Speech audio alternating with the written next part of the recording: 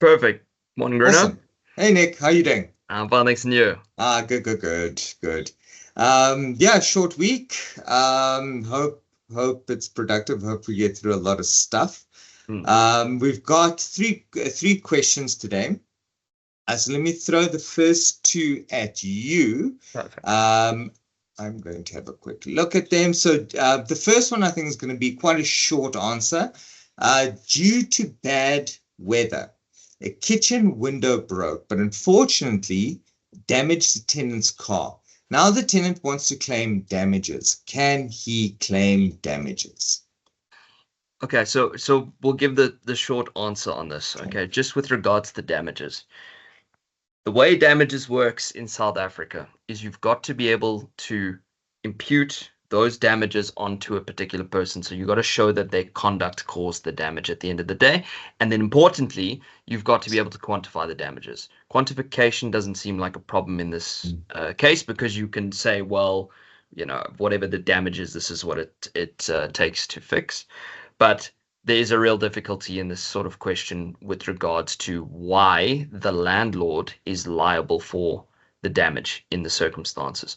If it's caused by the weather and it just happens to be a window that broke and it damaged the car, it's not the landlord that brought along the weather, unless the landlord has done some sort of warranty that your vehicle will never be damaged in their property whatsoever.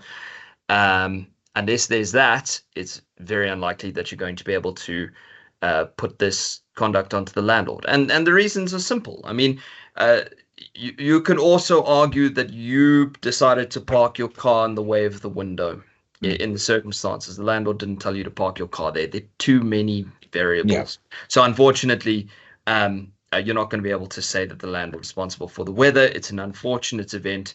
That's why you have vehicle insurance. absolutely. So just to add on to that, if for example there was like whatever a a repair of the window that the tenant knew was a really bad repair and he had notified the landlord, but that goes back to Nick's point, is there's an act of negligence. That's identifiable, foreseeable damage could have been caused, but the landlord did nothing to stop it. Like the window was falling. It was like on a 45-degree angle out of the putty. The tenant had reported it, for some reason didn't remove the pane, and the landlord had left it for 3 months and now it fell.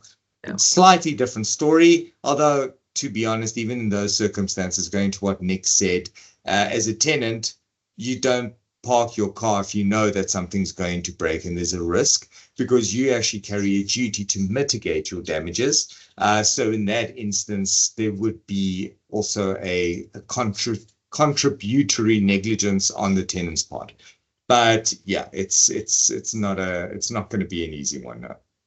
There Yep. might be an insurance claim though, to be honest, which possibly, but that's a different story altogether.